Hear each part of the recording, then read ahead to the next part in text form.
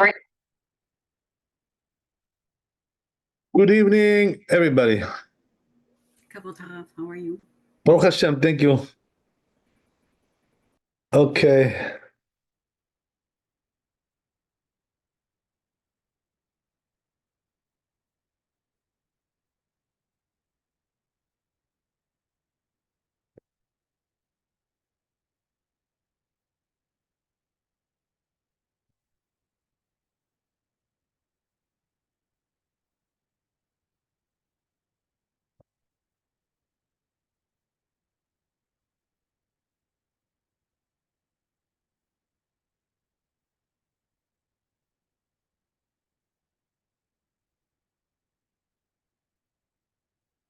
Okay.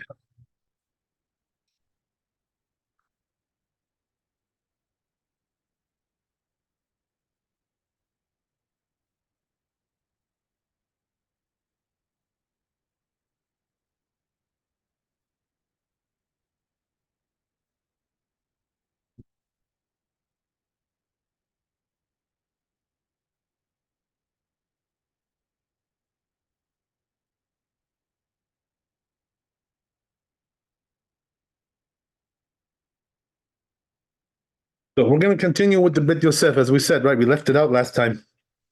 So we'll just make it up, and then we have one more.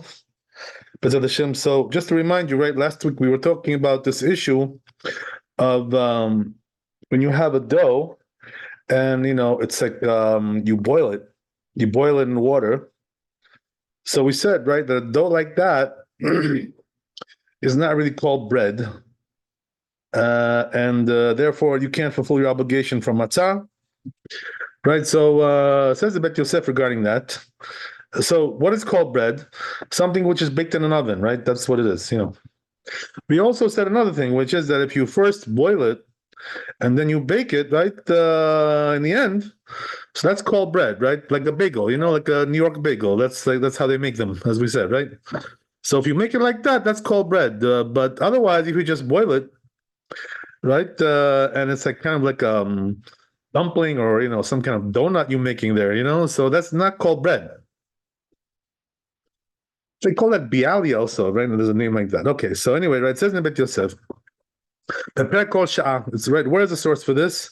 In the Gemara, Lamed Vav Amud Bet, Tan Rabbanan, right? It says over there, lechem oni, right? So what is matzah called in the Torah? Is called lechem oni, right?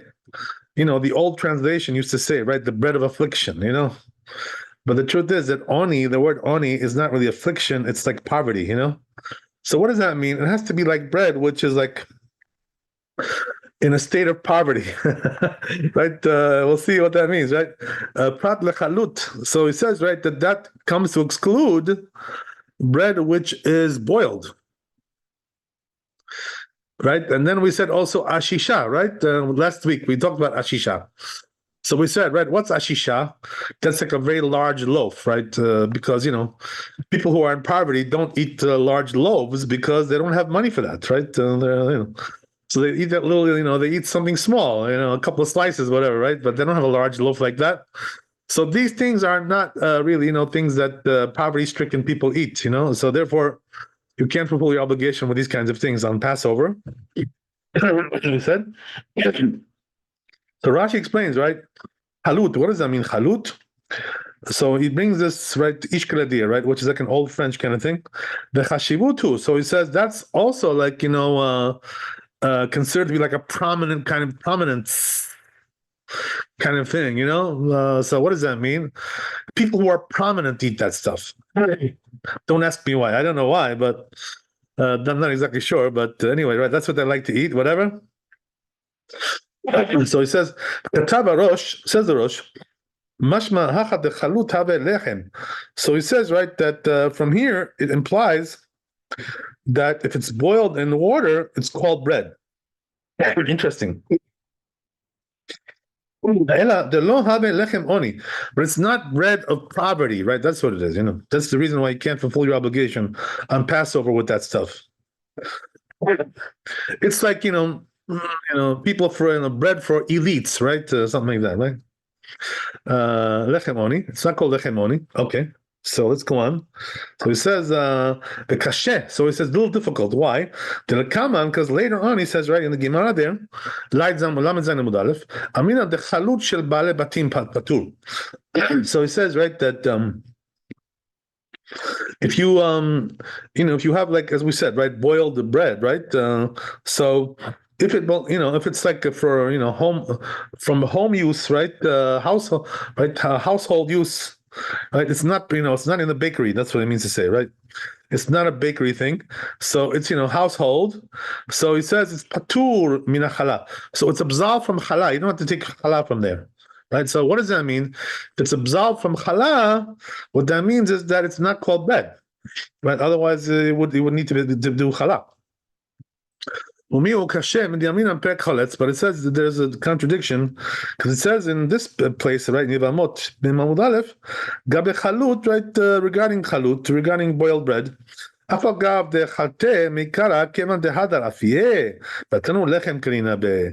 as we said, right, just in the beginning, that says over there in the Gemara that if you first boil it and then bake it, that's called bread, right? Because in the end you baked it.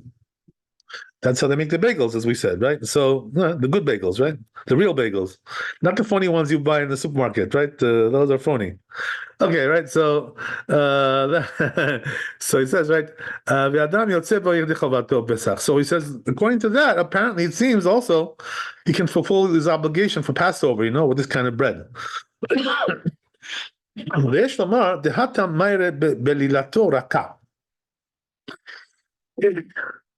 Right, so over there it says, right, that we're talking about that it's like soft, meaning what? It absorbs a lot of liquid there. So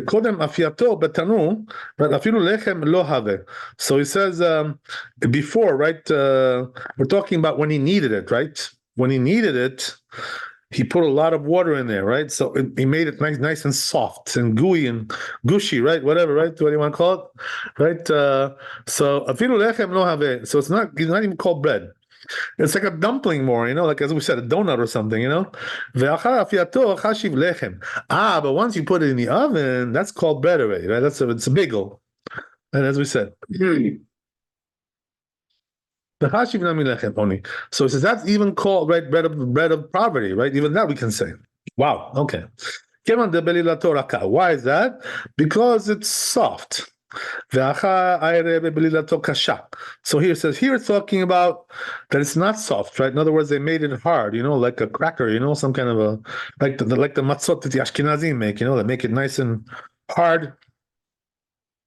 So, gives you a nice big stomach ache, right? On the first night of Passover, you get a nice big stomach ache there, right? So they make it hard, right? And that's the way it goes. So he says, the lechem have linyan chala. So he says that's called bread regarding chala, as we said, right? The lechem oni la have. But he says that's not called bread of poverty, right? Why is that, by the way? Because poor people, right, can't afford to eat crackers. You know what I mean? They're too poor for that, right? Crackers are like a luxury item. When you go to the supermarket, right? Who buys the crackers? The people who have a little bit extra money. You know what I mean? But the people who are in poverty, they don't buy crackers. You know what I mean? They don't have money for that. It's too expensive.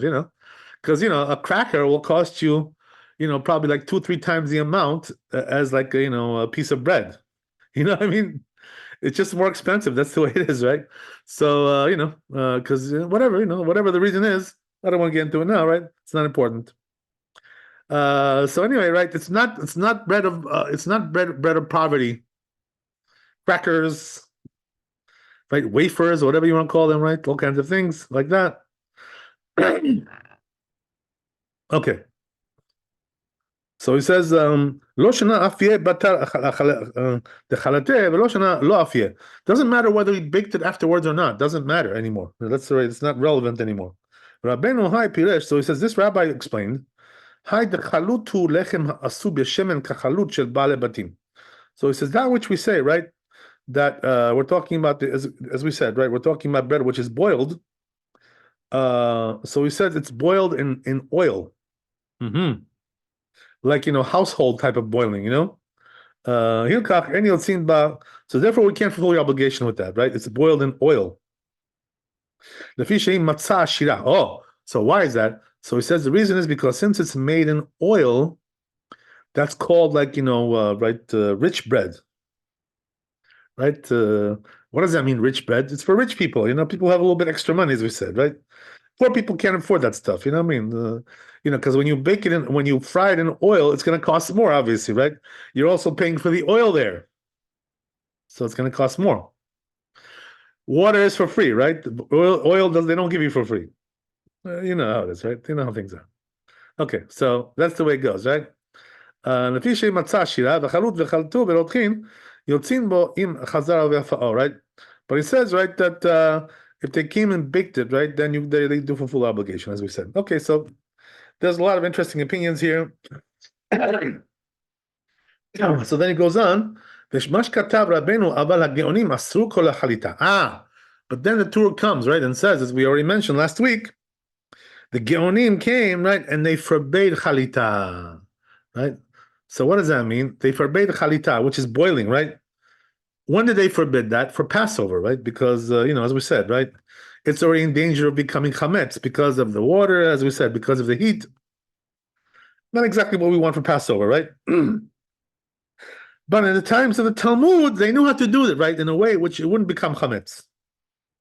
They had a certain technique, that they knew. Today we lost that technique. We don't have it, so you can't even find it on Google. You know what I mean? It's lost. That's it, right?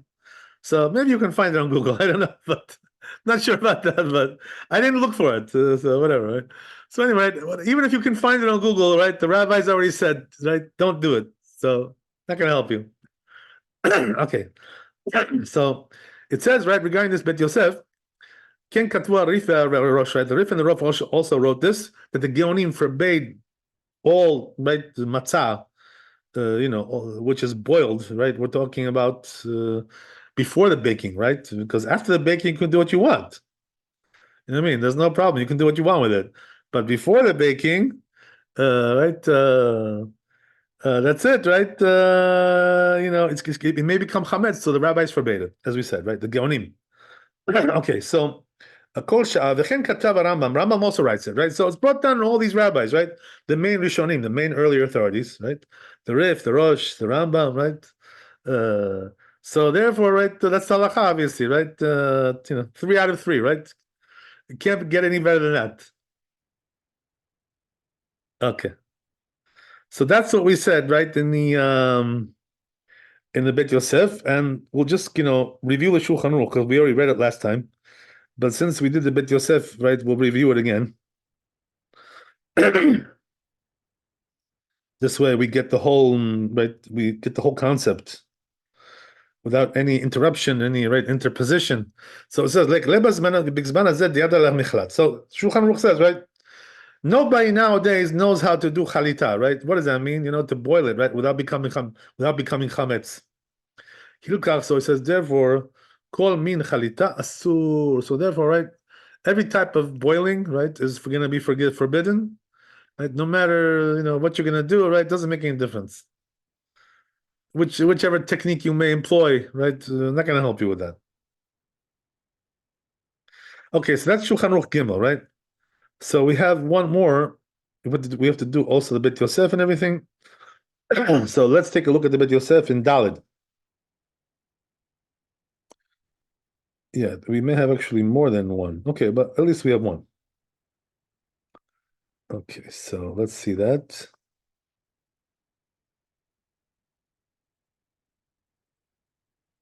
Right, so here it says, right, that Matza gezula en yotzim ba. So the Torah says, right, if you have stolen matzah, right, you don't fulfill your obligation with stolen matzah. Right, so make sure you buy it from a reputable, right, dealer, right, who doesn't steal, right, because if he does, right, sometimes those guys, those peddlers, on the street, they steal stuff, and then they sell it. Okay, whatever. Not many peddlers in the street are selling matzot, right? So we don't have to worry so much about that. Okay. So anyway, right, as we said, so you can't fulfill your obligation, right, with stolen matzah.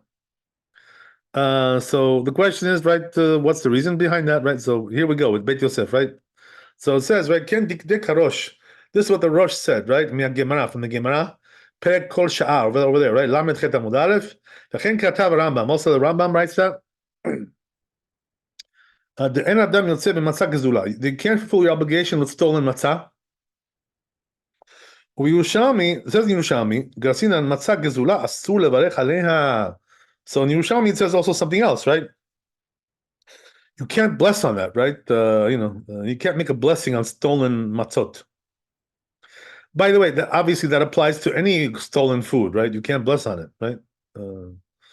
What difference does it make, right? If it's matzot or some other food.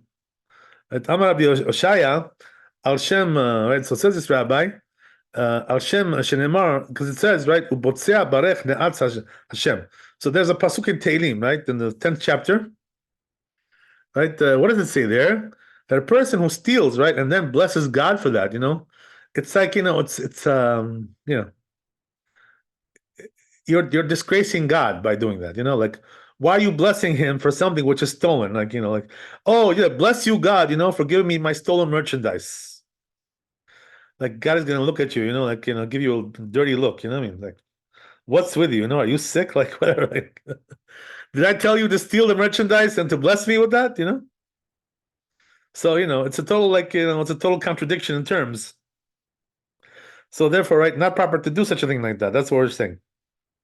So it says, right, the tema, bitchila aval besof damim, right? So it says, but the mechayev le alma mashma de'en bo isur.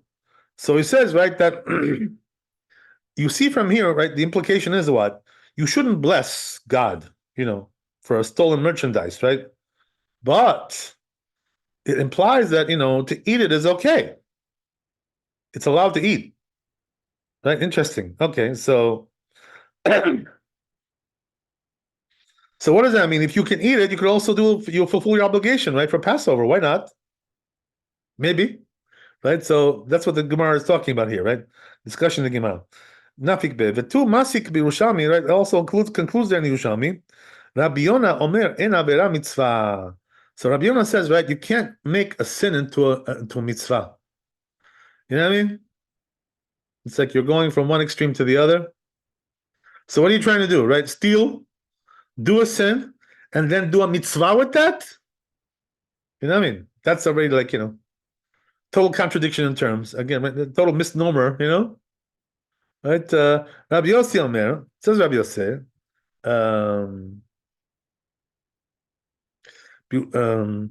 אין מצווה עבירה, right? ואפשר דהנה אמוראה פליגי באית להו כיוון דלא עשה כמצוותה אין לה מצווה.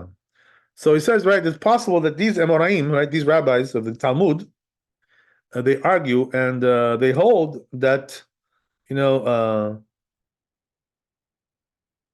since you didn't do it properly, right, what does that mean? You stole it, so, you can't turn it into a mitzvah. Gezula yotzin ba b'diavad. But, right, it says over here, right, that b'diavad, after the fact, if you use stolen merchandise, right, and you ate that, you did fulfill your obligation according to this opinion. But he says, I don't agree with that. Says Rabbeinu Yonah, Misof divrei Yerushalmi, from the ends of the Yerushalmi there, Katav od, right, Harav Magid. So it says Rav Magid also, Danu dafka b'shegazal matzah. So he says, what are we talking about here? We're talking about that he stole the matzah. About gazal chitim. But what about if he stole, right, wheat or kemach or flour, the asaon pat, and he made it into bread, right? Vaday yotzeh shekanayin meshunid v'damim, right? It's levad hu chayav lo ad kan shalom. So he says, right, that there you can fulfill your obligation with that. So it depends on what you stole, right? If you stole the matzot, you can't fulfill your obligation with that. But if you stole wheat or flour and made it into matzot, that you can do. What's the difference? Anybody know? Just right offhand? Okay, if you don't know, I'll tell you. The ingredients, kabbalah tavav. The what? I'm sorry? If you stole any of the ingredients, then therefore you can fulfill your obligation. You stole the flour or the wheat, right? Which is the main ingredient, right? So that you can do. What's the difference between stealing the matzot and stealing the flour, right, or the wheat? So the answer is that since you changed it by, baking it, and making it into bread, so the change allows you to acquire it. There's a rule like this in halakha that when you steal something, right, and the owner gives up hope, you give up hope to retrieve that. You give up hope on that. That's one condition you need, right? The other condition you need is that it was changed. So the fact that you changed it by making it into bread, right? You acquired it by that condition. This is the difference. So therefore, in a case like that, technically speaking, right? I don't recommend to do this, by the way. But if somebody did it, right? So he fulfilled his obligation. That's the way it is, right? So as we said. Because so there's a general rule, right? As we said, I'm going to repeat it again. Something which is stolen merchandise, okay? If the owner gave up hope for from retrieving it, condition number one. Condition number two, it was altered in some way, right? If you have those two conditions, it can be acquired by somebody. It's already like something new. That's what we have over here. But if you stole the matzah, you didn't change it, right? You just ate it. That's not called changing, right? So that's already something else. That you cannot fulfill your obligation. That's what he says. Okay, interesting, right? Katwa Goldman Maniot Begvav, right? Says this rabbi, B'Shem Rokeach, right? In this name of this rabbi, שטוב ללמד לומר כל מי שיגיע לידו מצה שלי, הרי הוא לא.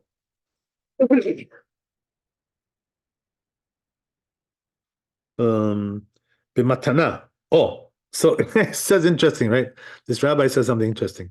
He says if you're like a righteous man, like a pious man, so what do? Right? You say like this, right? If somebody mistakenly got my matzot, meaning what? That it's stolen merchandise, right? Let's say he didn't, steal it on purpose. Let's say, right, it was, wrongfully given to him, by somebody, whatever. So it's technically speaking, it's stolen though, because it doesn't belong to him. So this guy says, right, if somebody gets my matzot, I give it to him as a gift, So this way, right, just in case somebody eats my matzot without my permission, so then it becomes his, so therefore he can fulfill his obligation. That's a good guy, right? It's a good man, right? It's a tzaddik, right? The person who does things like this, the righteous man, pious man, right? There's a story like this, by the way, about the Chafetz Chaim, they say, right? The Chafetz Chaim, he wrote the Mishnah Berurah, right? And also other books, right? So the Chafetz Chaim, they say one time, some, burglar went into his house, you know what I mean? So, and like, he robbed him, got robbed. Chafetz Chaim gets robbed. So, Chafetz Chaim, right, wasn't home at that time, so he comes in and sees, right, he's been robbed. So, so he looks out the door, he opens the door and he sees the thief running away, he's like, jogging away, like pacing away there. You know what I mean? So he starts yelling at the guy, the thief, So what does he tell him? The Chafetz Chaim tells him, he says, excuse me, sir. He says, you stole my stuff, right? So he tells him, he says, it's okay. So he tells him, I forgive you. Take it. Tells him. That's a pious man, He doesn't want the guy, to be liable for theft, so he forgives him. Okay, we don't all do things like that, right? But that's what he's talking about here as well. Same thing, right? More or less, right? It's even more extreme. The story I told you is even more extreme. Because this guy stole on purpose, you know what I mean? And he still forgave him, that's like a big thing, That's why you have to be a big rabbi. You have to be a big tzaddik to do a thing like that, right? Okay, so not everybody does things like that. So let's go on, right? So we'll read it. We'll read in the Torah. This way we can, read the whole text there, right, without doing partial text. So it says the Torah like this, right? So what's in conclusion, right? Before we go on, the conclusion is that stolen matzot, right? You cannot fulfill your obligation with them. Bottom line, right? And also, you can't bless on that. Okay. Don't bless God for a sin, right? It's not a very good idea.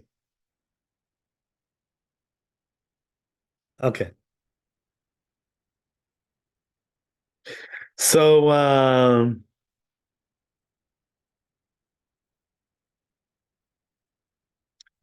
so says the Torah over here, Betzakot shel akum, right? What about if you have a dough which is made by a goy?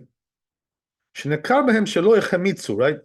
And we can see, right, that it didn't leaven yet. Right? I don't know how to see this, by the way, but in those days, they knew how to look at it and see, right? How do I know? What do I know about that?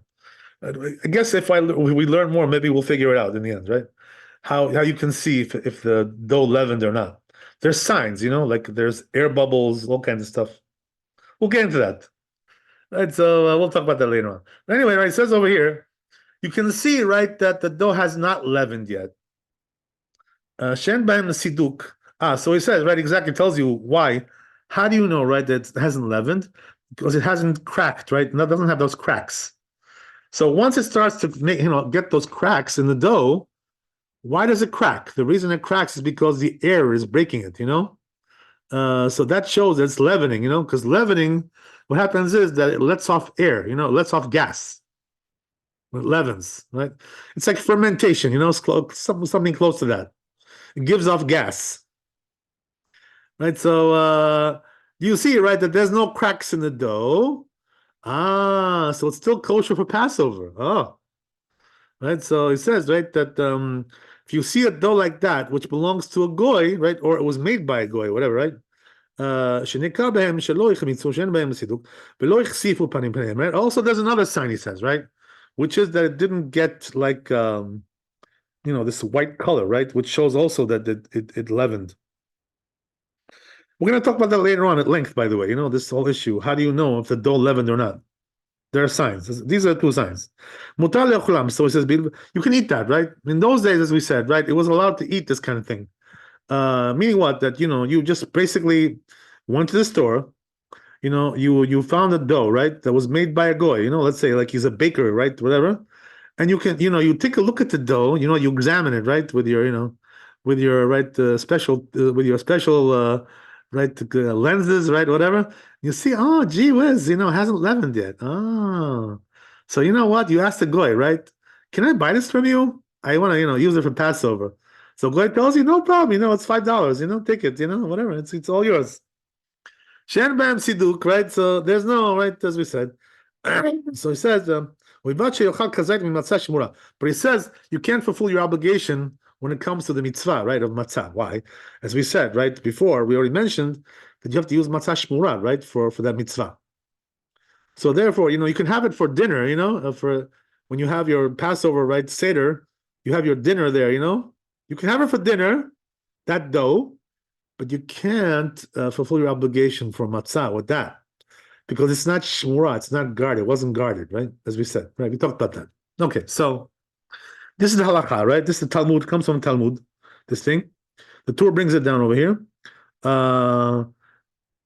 לשם מצווה באחרונה. ויש אוסרים לאכול, אלא אם כן לשו עקום בפניו.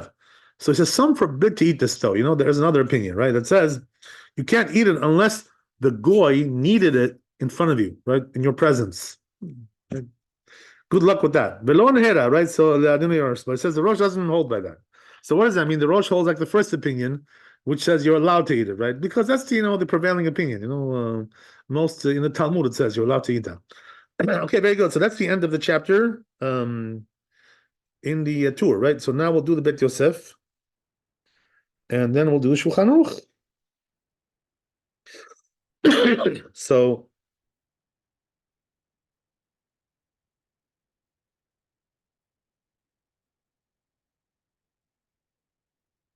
Starts the Shulchan Aruch, says Bet Yosef regarding this. What is the source for this, right? Besot Perek Kol Sha'ar, right? It's over there in Perek the Gemara Mem Amud Aleph. Amar Rav Huna betzakot shel goim adam memalek kresom mehem, right? It says over there in the Talmud, as we said, right? That you can buy a dough from a goy, right? And use it to make your matzot, right? For dinner, right? Or for breakfast, whatever it is you want to have it with, right? Whatever, right? Not for the mitzvah, as we said. But only what that you shochal. Kazait matzah be'achrona, right? But you have to, as we said, right? You have to eat also a special kazait, which is shmura matzah, guarded matzah, and that's for the mitzvah. That's something else. We're not talking about that, right? And as we already mentioned, right? Just don't get any ideas because right? Don't do this to right nowadays because, as we said, right nowadays you can't do this. What's the reason we said last week you can't do this? So the reason is because they're washing the wheat nowadays, right? In the factory, So when you buy, dough which is made by a goy, it's already been probably washed, or whatever, right? So therefore, it probably already became chametz. So there's no way to buy something like that. Simple as that, right? Okay, so let's go on to Bet Yosef, right? So he brings a Rashi, Perish Rashi. Rashi explains, Betzakot shel goyim, right? Shemakir behem shelo chemitzu. So what are we talking about here? As we said, right? That you can recognize in the dough that it hasn't leavened yet. Shen sham lo karneh chagavim velo ichsifu panav. Because you don't have the two signs, right? As we said. What are the two signs again, right? One is that it's got those cracks. Number two, right? It's got that it didn't get to that white color yet, right? That bright color. The katav, the color didn't change bright to bright. Katav Aran says the Ran regarding this, velo nehera. So he says, I don't agree with this. He doesn't agree with it. Shari yesh dachush shema irev bas or. So the Ran says, how can you do such a thing like this? She says, right? That there's concern. He says that maybe he mixed some seor, right? Seor is like yeast, Maybe he put some yeast in there, this goy, right? Just like the bakers do. The bakers put yeast in the dough. Right? So therefore, uh, it seems like the words of Hananel, he says, Rabbeinu Hananel, so he says, therefore, the better explanation is what? That you can only buy from the goy in the case where, right, he needed it in front of you, right? So this way he didn't put any yeast in there. That's something else. We're not talking about that. Okay, good. Right? So as we said also, right, another thing he mentions here, that you have to use water which stood overnight, right? As we said, because it cools down, so we don't want like water which was like taken out of the tap, immediately, right, and used. We don't want that because it's too hot, right? So it has to sit for overnight to get cooled down. So he says if you see the goy did it like that, then it's okay. So he says, then what's the chidush, right? What's the novel idea here? The novel idea is that he didn't guard it, the goy, and even though he didn't guard it, it's still kosher for Passover, right? But he says the Rosh agrees with Rashi. So the Ran argues with Rashi, and the Rosh agrees with him. Right? So he says, but what happened though? That the Rif and the Rambam, right, left out this halacha. They didn't mention it at all. So it says, therefore, it implies, right, they paskin like Rabbeinu Hananel. So it says, therefore, they didn't need to write it because it's obvious. So, right, just to explain that a little bit, what he's saying over here, the Beit Yosef, is like, this is the the Rosh. The name of the Rosh, right, is that, no, well, actually, this is already after the Rosh. Beit Yosef is explaining that the Rif and the Rambam didn't write this halacha, so therefore it implies, right, that they don't hold by it really. So what does that mean? They don't hold by it? That they go like Rabbeinu Hananel, who says you have to actually watch the goy doing this. If you didn't watch him, you can't buy from him. So therefore, he says, right, this is the reason why they didn't bother to write it, because they hold like Rabbeinu Hananel. And if you watched him to do it, right, you watched him do it, there's really no novel idea here. There's no chidush. So therefore, they didn't write it because it's obvious. This is what it says in Bet Yosef.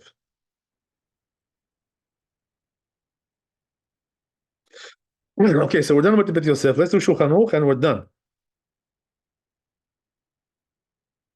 Done with this chapter.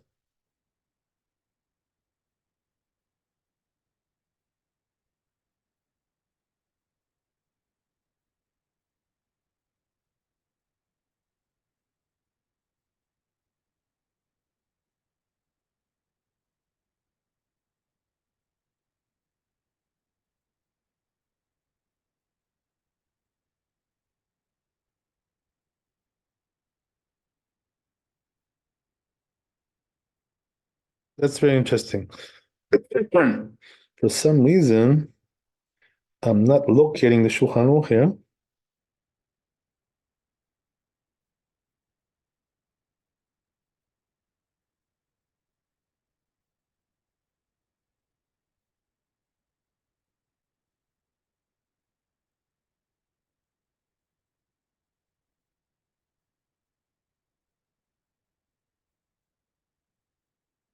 I guess this must be in oh, I see. Okay. This must be in a different place in Shulchan Aruch. Let me see if we can find it. Let's try to locate it.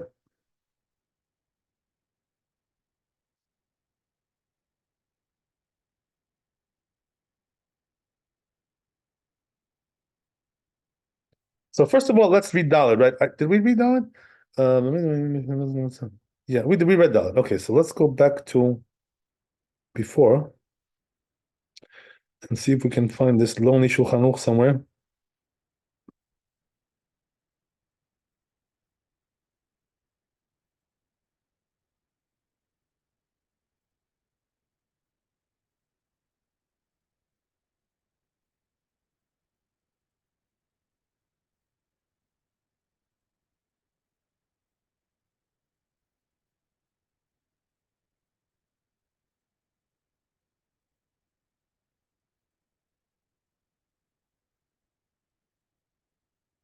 Like, you know what? This halakha I didn't put in the Shulchan Aruch. I just left it in the Bet Yosef. Okay, so now let me ask you a question. Can you guess why he didn't put this in the Shulchan Aruch?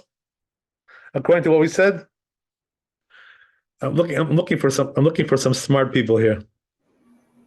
Because it rules in favor of Rabbeinu Hananel, no?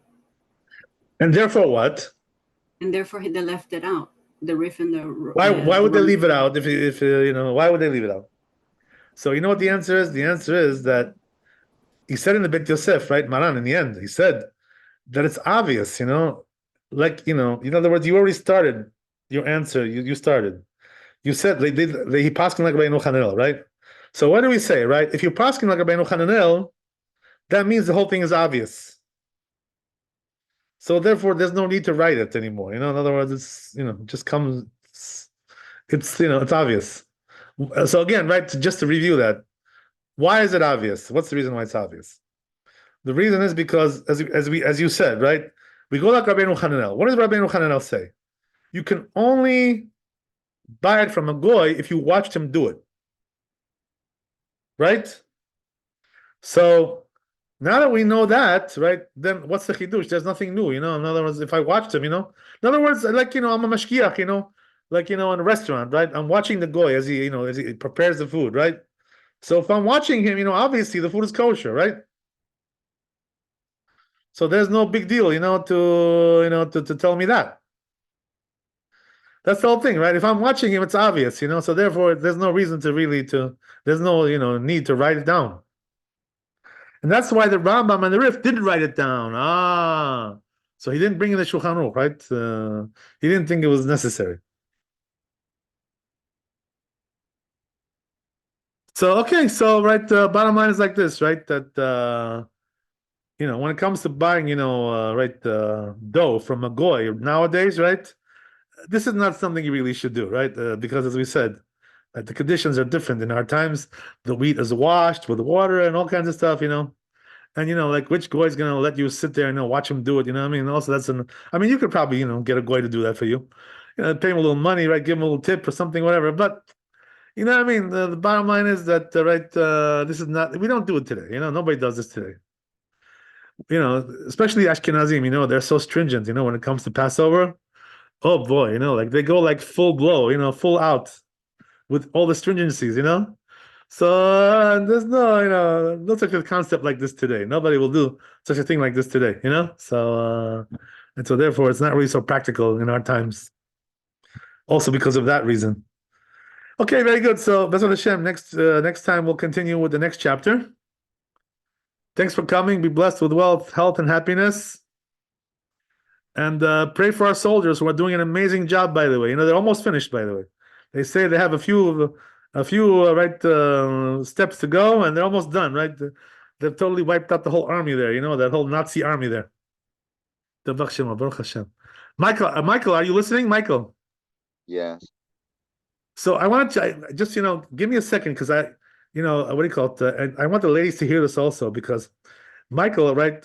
He posted this rabbi. His name is Kessin, right? By the way, Kessin is like a Syrian name, so he must Also, be like there are he must be like twins. he must be like a Syrian rabbi. There's two of them and they're twins. Right. Okay. Interesting. Right. So now this guy, right? He ticked me off a little bit, right? The things he says, and I'll explain to you why that is. I just want you to understand. The problem, with what he's saying, a lot of the things he's saying, by the way, are true. But what he's trying to say, right, in a very strange way, also the problem is that the things that he says can be misconstrued, and be misunderstood very, very deeply. What he's trying to, in the beginning, he's trying to say, first of all, that Yeshu, Yimach Shemo, what I mean? He was like some kind of a Messiah, what I mean? And he started the Messianic, the era, and this is really not true, what I mean? In other words, the way he presents it, can be very mistakenly taken, that Yeshu, was some kind of a Messiah, so a person can think, what I mean? That, he should believe in him as a Messiah, which is, definitely not true. In the end, he clarifies more and he says, that it's idolatry, Christianity is idolatry. Okay, that's very good. I'm glad he comes up with that in the end. What I mean? He clarifies. But the things that he says in the beginning, what I mean, can be very easily misconstrued, that a person can think, that there's some validity, into believing in Yeshu. What I mean? And it's not true. I mean, so you got to be very, very careful. This guy, he's saying a lot of things which are very, like borderline, kind of like on the edge, and they can be very easily misconstrued and misunderstood, and can cause a very big problem, with heretical ideas and all kinds of things. This is all we need now. That people should think that some rabbi comes out, with a beard and says, Yeshu was Mashiach. I mean, this is ridiculous. I mean, this is a crazy thing to think such a thing like that. So that's why I was very ticked off by the way he speaks, this rabbi. I mean, nothing personal. I mean, whatever. But a lot of the things he says are correct also. But I think that he lacks knowledge, a little bit, he doesn't understand. First of all, he says, right, that another thing which I didn't like, is that he says, right, that, which is not true, by the way, according to the Talmud, he says that Rabbi Akiva was Mashiach, what I mean? And this is not what the Talmud says in Masechet Gittin. The Talmud says that Rabbi Akiva bought Bar Kochva, who was the general, right, that was fighting the wars. Yeah, he thought Bar Kokhba was the Mashiach. Exactly. He thought, Rabbi Akiva thought that Bar Kochva was Mashiach. And this guy comes and says that Rabbi Akiva was Mashiach. This is not what the Talmud says. What I mean? This is also mischaracterization of the whole thing. What I mean? First of all, Rabbi Akiva, his father was a convert. What I mean? So he wasn't from King David. So how can he be Mashiach? What I mean?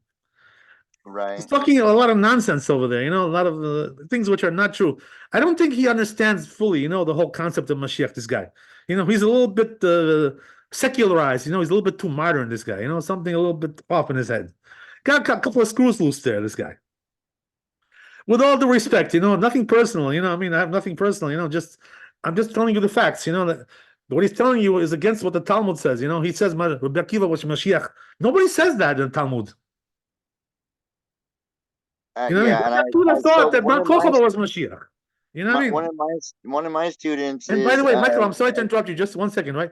Just give me 1 second.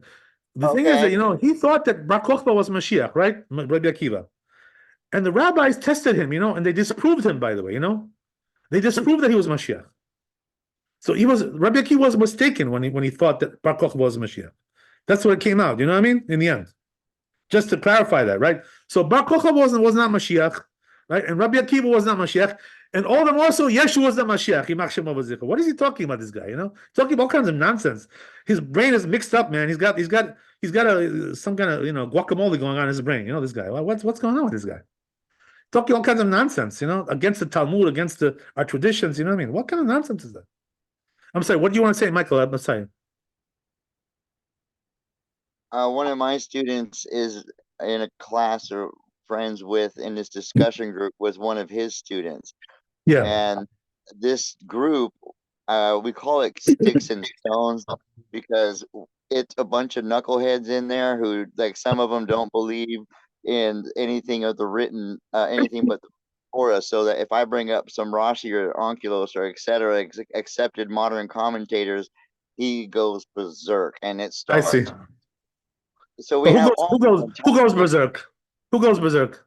Oh, the guy who doesn't like Rashi, and if you push him, he'll start slandering Rashi and like So getting he's a like, heretic. The guy's a heretic, you know? What can I tell oh you? my goodness! But the guy showed up when I was in the accident and got a semi truck in front of my house and moved my crap, when I couldn't lift a gallon of milk and was broken. All So right, how? what can I tell you? You know, it could have been also a goy that helped you. You know, it's the same thing. You know. Yeah, I don't agree with them, by the way. Like I love Yeah. Rashi. I love the commentators. I love the sages. Okay. All Whatever. everything that I But the can. thing is, you know, that the commentators, you know, that we are accepted. You know, Rashi. You know, for instance, you know, what I mean, he does. He Right. says everything he says is from tradition. You know, he doesn't make up things from his own head. I mean, Right. this guy, you know, this Kessin, you know, he's just making things up as he goes. You know, he doesn't know what he's talking about. You know what I mean? We were doing about 10 hours worth of listening to Not your his, head. You know what I mean? his That's not. Midrashim. You know, I hate to say it, but Leading you know, up to that, he was going through the ram caught in the thickets by its horns and yeah, Yakeda yeah. and removing the bandages one by one. I'll post the rest of them up there because He's it's not. a No, you should not. You should not. This people can be, you know, misguided from these things like this. You know, the guy's talking all kinds of nonsense. You know, I think it's dangerous. You know, the way he speaks. You know, I'll tell you. You know, stay away from this guy. You know, he's not. He's not a true Torah scholar. You know, he's influenced by outside influences. He doesn't have his head on straight. This guy. God bless you. Have a good night. Laila Tov. We'll see you tomorrow. Bezat Hashem. Kavod Harav, thank you so much. All the best.